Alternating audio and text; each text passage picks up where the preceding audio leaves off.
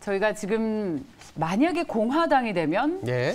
이건 2차 전지 호재일까요, 악재일까요? 2차 전지가 악재일 이유가 있을까요? 물론 어저께 하락하다 보니까 공화당이 되면 네. 악재다라는 그렇죠. 생각을 하시는 분들도 있을 텐데. 시장에서 지금 나오고 있는 게 공화당이 되면 왜냐하면 전통에너지원을 더 강조하다 보니까 신재생에너지는 떨어질 거다라는 얘기가 있는데 이게 시장의 오해일지 아니면 진짜 그런 의구심을 가지고 좀 봐야 할지.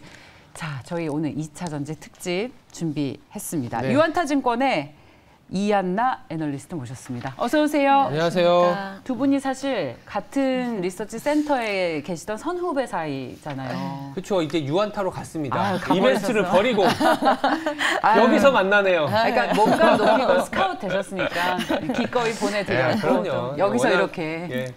뵀습니다. 여기서 2차 전지 세일즈 하든 거기서 2차 전지 세일즈 하든 주가는 동일하니까요. 네. 네. 여기서 만나서 반갑습니다. 뼈있는 농담이었습니다. 네. 아, 그래서 네. 이제 저희 하우스는 이제 2차 전지 담당자가 없어서 이렇게 막 아이고 참 상세하게 얘기를 할 수 없었는데 이 자리를 빌어서 좀 많이 묻고 싶은 게 단도직입적으로 얘기하면 네. 어제 2차 전지 많이 빠졌어요. 네. 외국인들이 그동안 많이 샀거든요. 주춤했는데 일단 주춤이라고 보시는지 아니면 우리나라에 대해서 2차 전지 외국인들이 샀다라는 거는 뭐 K 배터리 이런 얘기도 나오는데 진짜 경쟁력이 있어서 계속 갈 것인지 그 얘기부터 해볼까요? 어저께 왜 주춤했을지. 예.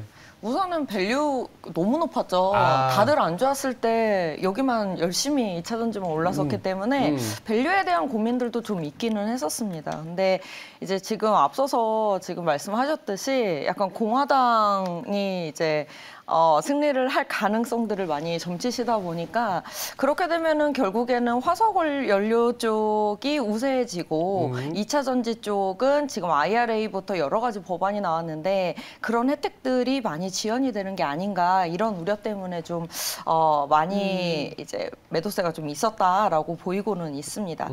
우선은 경쟁력 중심으로 말씀을 드리면은 경쟁력은 있을 수밖에 없을 것 같아요. 어쨌든 글로벌 1, 2위 중에 거의 2위를 지금 LG 에너지 솔루션이 하고 있고 네. 실제로 저희 IRA 얘기 나왔을 때에도 바로 탈중국 공급망 했었을 때 바로 K배터리 쪽으로 글로벌 3사 쪽, 그러니까 국내 3사 쪽으로 전부 다 진행이 됐었기 때문에 그런 것만 보시더라도 경쟁력은 확실히 있다라고 보고 있습니다. 자, 여기서 이제 가장 궁금한 질문.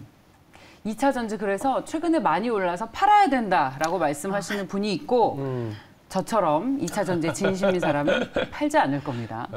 그래서 연구원님의 의견을 좀 듣고 싶습니다. 주가의 적정 수준이 어디냐? 지금 팔아야 하느냐 말아야 하느냐? 제가 봤을 때는 이 불확실한 환경 속에서 그 주가의 가시성, 성장의 가시성을 보여주는 산업은 2차 전지가 유일하지 않냐. 그러니까 불확실한 시대에서 오히려 더 적극적으로 투자를 해야 하는 섹터라고 보고 있는데 2차 전지를 담당하는 연구원님께서도 동의하십니까?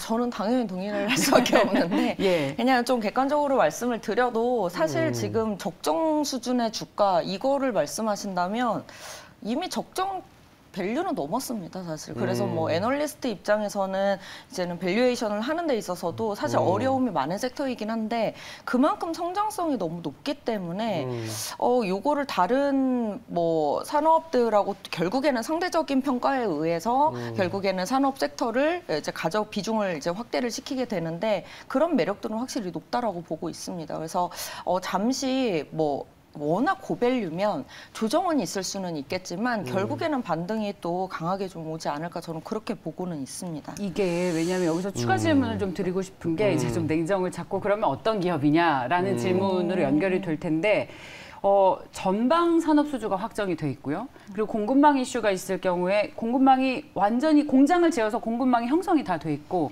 공급망 지금 체인들도 역시 다 확실합니다. 네. 전기차 있죠, 셀업체 있죠, 소재 있죠. 그렇기 때문에 2차 전지가 지금 확실하다는 얘기를 하는 건데 여기서 그렇다면 어떤 기업이냐? 이 테슬라의 공급망이 있는 회사에 주목을 해야 된다라고 이야기를 하는 쪽이 있고 그게 아닌 쪽이 있고 테슬라의 공급망이 확정되어 있는 기업이라고 한다면 에코프로비엠, LNF, 나노신소재, 또 LG에너지솔루션 이런 기업들이 있습니다. 테슬라의 공급망이 있는 기업에 투자하는 게 훨씬 수익률상 좋다라고 이야기하는 쪽이 있고 그렇지 않다고 보는 의견들이 있는데 어떻게 나뉘어서 볼 수 있을까요? 이렇게 참 나누기 힘들어진 것 같아요. 과거에는 테슬라 위주가 아무래도 좀 안정적인 공급을 계속 이어갈 수가 있기 때문에 그런 느낌들이 있기는 했는데 지금은 사실 어떻게 하면 지금 뭐 공화당이 만약에 승리를 하게 된다고 하더라도 장악한다고 하더라도 사실 생각해보면은 트럼프 정부 때도 마찬가지고 그다음에 바이든 정부 때도 이어진 게 보호무역주의예요. 그렇죠. 그렇게 되면은 결국에는 이 탈중국 공급망에 대한 부분이 계속 이어져 올 수밖에 없고 그렇게 되면은 뭐 테슬라나 아니냐의 문제가 아니고 그냥 국내 배터리 기업들이 전부 다 나눠 갖기 구조로 가버리는 거예요. 그래서 지금은 그렇게 나누기가 굉장히 애매해진 상황이 아닌가. 그래서 어떻게 보면은 2차 전지 담당자로서는 조금 기분이 좋은 게 어떤 기업이든 굉장히 좋습니다. 과거에는 이제 중국이 이제 중국한테 경쟁력을 빼앗겼을 때 결국에는 수주가 계속 줄어들 수밖에 없는 이런 기업들을 나누기에 바빴는데 지금은 그쪽이 빠져버리니까 중국이 열려서 중국 시장이 그렇게 되면은 지금 너무 수급이 모든 소재들이 타이트해져 버리는 거예요. 그리고 이런 상황 속에서는 어떻게 하면 더 가져갈까, 더 나눠줄까 이런 상황입니다. 사실 완성차 기업들 입장에서는. 근데 일부러 제가 한번 딴지를 걸어보면 네네. 지금 다 알고 있어요. 왜? 캐파 늘어나는 거 알고 있고 중국 CATL, 린더스 하이가 막히니까 LG에너지솔루션이 미국에서 계속 점유율을 갖고 갈 수 있는 거. 그 모든 것들이 다 알고 있는 상황에서는 추가적인 모멘텀이 나오지 않는 이상. 왜냐하면 공화당이 집권을 해서 2차 전지가 빠진다라는 게 아니라 공화당이 집권함으로써 나올 수 있는 이슈는 지금 2차 전지와 관련돼 있는 그 모멘텀에선 조금씩 기스가 날 수 있다. 왜? 중국에 대한 IR법이 사실 IRA라는 법이 중국을 견제하는 거였는데 조금은 뒤로 후퇴할 수 있고 유가도 좀 하락할 수 있고 이런 부분들 때문에 그러면 우리가 처음에 얘기했던 게 밸류에이션이 너무 비싸다라는 거는 기대가 너무 높다라는 거거든요. 그러면 그거를 받쳐줄 만한 논리적인 근거가 더 강해져야 되는 거거든요. 사실 달러가 더 치고 나가지 못하는 거는 더 긴축을 할 수 있냐? 이런 거거든요. 그래서 그러면 지금 2차 전지라는 게 밸류에이션이 부담이 있는데 이 2차 전지가 밸류에이션 부담을 넘고 다시 상승하려면 뭔가 포인트가 더 있어야 되지 않겠냐라는 생각이 들거든요. 뭐가 있을까요? 우선은 기대해 볼 수 있는 부분은 대부분 2023년을 보면서 완성차 기업들이 수주를 주진 않죠. 그래서 대부분 장기 공급 계약인데 과거에는 뭐 한 5년 정도 계약이었다면 지금 10년 이상 계약도 지금 소재 기업들한테는 나오고 있는 상황이기 때문에 그런 측면에서 봤었을 때 중국 공급망을 제외하고 아직도 수주를 더 받아야 합니다. 그래서 더 받아야 된다. 예, 아직 부족해요. 그래서 2023년 가면은 아마 수주 모멘텀이 2022년만큼 강하게 좀 오지 않을까 저는 그렇게 보고 있어서 그게 이제는 밸류를 좀 추가 상승할 수 있게 만드는 요인이 되지 않을까. 그리고 특히나 이제 밸류가 지금 짜여져 있는 플랜, 캐파 플랜에 의해서 밸류가 매겨지는데 여기에 애드업이 되게 되면은 결국엔 밸류는 또 낮아질 수 있는 제가 흐름이기 궁금한 때문에. 게 수주이거든요. 여기서도 수주가 나올 수 있는 상황인지. 그래서 주목을 하는 게 지금 우리 시청자분들도 2차 전지가 아니라 이제 3차 전지, 4차 전지를 2차 랠리가 아니라 3차 랠리, 4차 랠리를 생각할 때다라고 얘기를 하는 게 이게 이렇습니다. 2차 전지 밸류에이션을 얘기하고 있는데 뭐 에코프로비엠, LNF 이미 너무 많이 올라서 이제는 많이 오른 기업은 뭐 알아서 가고 새로 확장이 되면서 앞서 2차 전지 관련 주식이 정말 많다고 하셨잖아요. 개념은 굉장히 확장되고 있습니다. 그래서 주목을 하고 있는 것이 가령 요즘 2차 전지 유명한 2차 전지 말고 예를 들면 제가 오늘 원래 라면 봉지를 갖고 나오려고 그랬는데 율촌화학 있잖아요. 라면 봉지 만들던 회사. 그러니까 기존의 농심 신라면에 들어가는 라면 봉지를 만드는 기존의 사업을 탄탄히 잘하고 있고 여기에 추가로 이 라면 봉지를 가지고 2차 전지 파우치에 포장재를 싸는 그런 역할을 하잖아요. 라면 회사가 2차 전지 회사가 된 겁니다. 그리고 이수화학 같은 경우에 세탁 세제 만드는 회사잖아요. 근데 그 회사가 전고체 물질을 만들잖아요. 일본에 이어서 전 세계에서 2위 회사입니다. 그러니까 지금 2차 전지라는 개념이 확장이 되면서 본업을 잘하고 있고 여기에 2차 전지까지 더해지는 그런 회사들이 어마어마하게 많아지고 있는 거예요. 그래서 지금 밸류에이션을 논하는 것이 아니라 지금 이제 2차 전지 회사의 확장성을 얘기를 해야 되는 것이 아닌가. 우리가 그런 회사들을 좀 찾아야 되지 않나. 그 중심에 있는 게 저희가 오늘 준비한 질문 중에 하나가 바로 전고체 배터리 부분입니다. 여기에 대한 관심이 굉장히 높아지고 있어요. 근데 시장이 열릴지 안 열릴지에 대해서는 사실은 우리도 불확실하잖아요. 예. 그럼에도 불구하고 이 부분에 대한 성장성을 보고 투자를 하고 싶은데 시장이 열립니까? 참 그게 어려운 것 같아요. 시장이 열리려면 누군가가 기술을 정말 지금 리튬이온 베이스 대비 비용도 낮아지면서 그렇죠. 심지어 산업 확장성도 있으면서 기술력도 뛰어나야 되는데 그거 보이진 않아요, 사실. 기술적으로만 이렇게 나열을 해서 왔을 때 어느 기업이 될 수, 그러니까 과연 전고체 배터리 시대가 오긴 올 수 있을까? 그리고 특히나 설사 기술 개발을 하고 있다고 하더라도 우선은 뭐 특허로 감춰놓는다든지 특허도 이제는 오픈되는 특허가 있고 오픈되지 않는 특허들이 있기 때문에 이게 어느 정도 되는지는 저희가 가늠하기는 조금 힘듭니다. 네, 어쨌든 우리나라에서는 삼성 SDI가 조금 많이 활발하게 하고 있는데 그렇죠.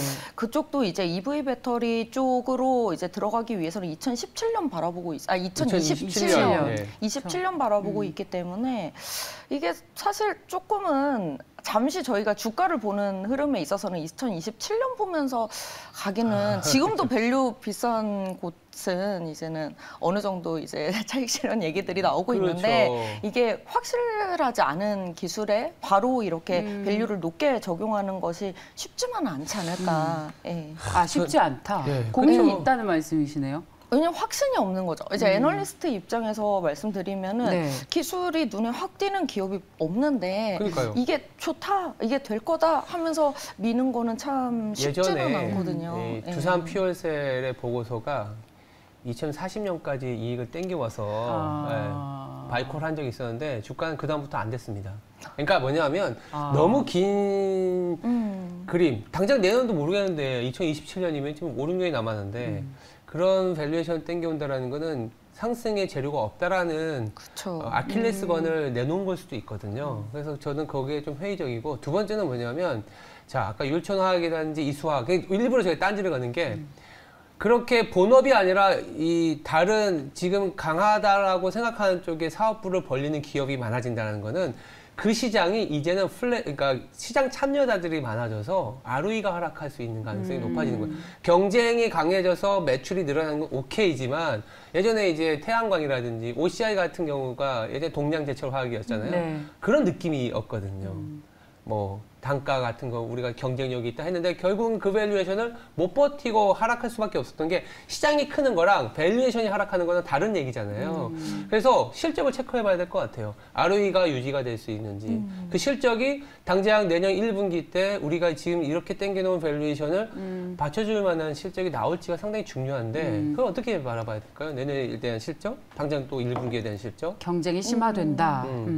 4분기, 그러니까 3분기 때가 대부분 기업들이 실적이 너무 좋았어요. 그렇죠. 그래서 3분기랑 4분기가 플랫할 수만 있어도 플랫만 돼도 여기는 간다라고 대부분들 시장에서 이제 많이 생각을 하세요. 근데 제가 보기에도 일회성 비용 이제 대부분 재고를 좀 털어낸다든지 이런 흐름들 때문에 4분기 때 일부 일회성 비용들이 조금 있을 수는 있지만 3분기 대비 4분기도 실적은 좋습니다. 그래서 우리가 증익 측면에서 본다면은 4분기 실적도 좋고 1분기는 뭐 4분기는 일회성 비용 등 뭐 이런 이벤트들이 조금 있는 분기에 원래가 그래서 조금 다소 주춤할 수 있더라도 1분기는 지금 말씀드렸듯이 나올 신공장을 돌리는 증설에 대한 부분들이 굉장히 많고 또 수주 들어오는 부분들도 많고 실적상으로 봤었을 때는 이제 신공장 양산 시작되는 기업들 공장들이 애업이 되게 되면은 이제 외형부터 이익이 전부 다 증가를 하게 되는 거죠. 제가 좀 연구원님을 도와드리겠습니다. 어떤 측면에서? 도와드릴게요. 제가 별명이 2차 세암이거든요. 2차 세암. 2차 전지의 연구원님만큼 진심입니다. 그래서 제가 일부러 계속 좀 좋아요. 안 좋은 괜찮아요. 가능성에 대한 얘기를 하는 우리는 거죠. 늘 정반 합의 의견을 그렇죠. 통해서 최고의 네. 의견을 도출해야 네. 되잖아요. 가령 에코프로비엔 같은 경우에는 주가가 답답할 거예요. 너무 많이 올라서 네. 답답하겠지만 빠지지도 않을 겁니다. 왜냐하면 실적이 계속 나올 거라서 더뎌도 계속 성장할 거예요. 그렇기 때문에 오히려 지금 빠지는 걸 얘기하기가 더 어려울 것 같고. 근데 앞서 매출은 늘어나는 건 확실합니다. 왜냐하면 네. 율촌화학 같은 경우에 기존의 라면 봉지 사업에 새로 사업을 했으니까 매출은 지금보다 2배 더 늘어날 거는 자명한데 말씀하셨듯이 이익이 받쳐줄 것이냐. 네. 이 부분에 대한 고민은 분명히 있습니다. 여기서부터는 이제 투자자들의 그야말로 선택이죠. 이걸 가져가느냐, 미래 성장성을 보고 가느냐, 아니면 그렇게 하지 않고 좀 차익 실현해 나갈 것이냐는 여기서부터 이제 투자자들의 선택인 것 같은데 오늘 그래도 이제 지금 미국에서 선거가 있으니까 IRA 법안에 대한 얘기를 좀 하고 싶은데 얼마 전에 이런 소문이 돌았어요. 미국에서 셀업체들에게도 텍스 크레딧 보조금을 준다. 이게 생산자뿐만 그러니까 소비자뿐만 아니라 생산자에게도 보조금 혜택을 주면서 이게 좋다라는 소문이 좀 돌았었어요. 근데 이게 그건 정책이에요. 예, 나와 있는 정책이고 실제로 킬로와트당 35불 아예 정액으로 줍니다. 아예 명시가 되어 있어요. 그래서 제가 보기에는 뭐 공화당 쪽이 우세하다 하더라도 네. 이거는 보호무역주의에 의해서 이제 계속 지속이 될 수밖에 없다라고 보고 있는데 그 부분은 수정이 안 될 것이다. 저는 되지 않을 거라고 봐요. 다만 어차피 지연 가능성은 계속 나오고 있었어요. 이유는 세부안이 조금 더 개정안이 나오긴 나와야 됩니다. 기준이 좀 모호하기 때문에. 그래서 약간 지연될 수는 있지만 제가 보기엔 강경하게 조금 밀어붙일 것 같고 그렇게 되면은 이제 셀 기업들 입장에서는 보조금 혜택이 상당히 큽니다. 상당히 크긴 한데 이제 생각을 해보셔야 되는 게 국내 공장과 중국 공장에서 생산을 했을 때 대비해서 네. 지금 미국에 가면은 거의 원가 플러스 그러니까 총 비용 자체가 한 9% 가까이가 올라요. 그러면 생각해보면 그거 받으면 이제는 상쇄가 되는 정도의 그러니까요. 효과라고 보시면 돼요. 그래서 사실 보조금 효과 너무너무 큰데 그러네요. 저희 여기서부터 이제 생각하셔야 될 부분은 미국 가서 오히려 그러니까 비용 높아질까 봐 다들 고민하셨는데 그거는 해주겠다는 소리예요. 미국에 이제 생산이 많아지는 거죠. 뭐. 그러면은 외형 그 시장을 우리나라 배터리 기업들이 장악할 수 있는 건 MS가 사실입니다. 높아지고. 네. 자, 그렇다면 이제 마지막 질문을 좀 드리겠습니다. 아무래도 2차 전지 섹터 애널리스트이시기도 하고 거기에 대한 성장성에 주목하고 계시니까 지금은 팔 때가 아니라는 의견을 가지고 계실 거고 신중호 앵커께서는 그 반대급부의 고민거리를 계속 던져주셔서 균형이 맞아지는 것 같습니다. 그렇다면 2차 전지 중 어떤 회사냐일 텐데 너무나 많이 알려져 있는 에코프로비엠, LNF 이런 회사에 더해서 제가 얘기하고 있는 것은 그리고 제가 생각하는 아이디어는 여기에 지금 확장하는 기업에 주목을 하자. 되게 많거든요. 저희가 아까 율촌화, 이소학 얘기도 했지만 요즘에는 뭐 E&D, 덕산에코피아 그리고 캠철스 이런 회사도 반도체 회사지만 사실 2차 전지 사업도 하고 있습니다. 이렇게 확장하는 기업에 주목을 하면 지금 아직 주가도 많이 안 올랐고 많이 알려지지 않아서 더 기회가 있을 것 같다는 생각을 저는 하고 있는데 연구원님께서 2차 전지 안에서 지금 우리에게 수익을 안겨주는 기업들이라면 어떤 개념을 가지고 있는 회사들일까에 대한 답을 주신다면 연구원님 네. 어떤 생각 갖고 계세요? 우선 방향성 중심으로 좀 말씀드리면은 지금은 밸류가 높다고 생각할 수 있습니다. 그리고 지금 여러 가지 이벤트들이 좀 있잖아요. 네. 그래서 좋을 때는 계속 갈 수 있어도 어느 정도 조금 변동성은 있을 수 있다라는 측면이 있고요. 그래서 이제 어느 정도 좀 지켜보시다가 들어가시는 것도 저는 말씀을 드려요. 그렇기 때문에 제가 보기에는 밸류에이션이 좀 높은 대형주보다는 중소형주가 좋긴 한데 중소형주. 지금 2차 전지 쪽에 중소형주가 잘은 없어요. 지금 말씀하신 그런 기업들도 있긴 한데 거기는 이제 IRA 수혜를 받기는 쉽지는 않은 소재들입니다. 아무래도 생산비에서 큰 부분을 차지하고 있지는 않기 때문에 그런 측면에서 보신다면 전 기술력 위주로 조금 보자. 지금 당분간은 내년부터 확장될 소재가 CNT가 이제 도전제 소재 쪽이 있어요. 예. 그래서 도전제가 이제 본격적으로 변경이 되고 심지어 이제는 도전제가 CNT로 바뀌는데 CNT가 이제는 멀티월 말고 싱글월도 월로 이제는 양극 도전제, 음극 도전제 전부 다 변경되는 시기이기 때문에 그런 기술에 의한 확장성 중심으로 잠시 보시는 것도 좋지 않을까 이렇게 보고 도전제 있습니다. 소재? 예, 대표 딱 떠오르는 게 나노신 소재 같은 경우. 그렇죠. 네, 제가 지금 이닛을 안 했기 때문에 종목은 아직 말씀하실 수 이야기를 없고. 세아 할 수 앵커가 없습니다. 힌트를 줬네요. 나노신 소재. 2차 등등. 전지 예. 전문가답습니다. 자, 오늘 유한타증권의 이한나 애널리스트와 함께 2차 전지에 대해서 심도 깊은 이야기를 나눠봤습니다. 연구원님 다음에 또 나와주십시오. 네. 고맙습니다. 감사합니다.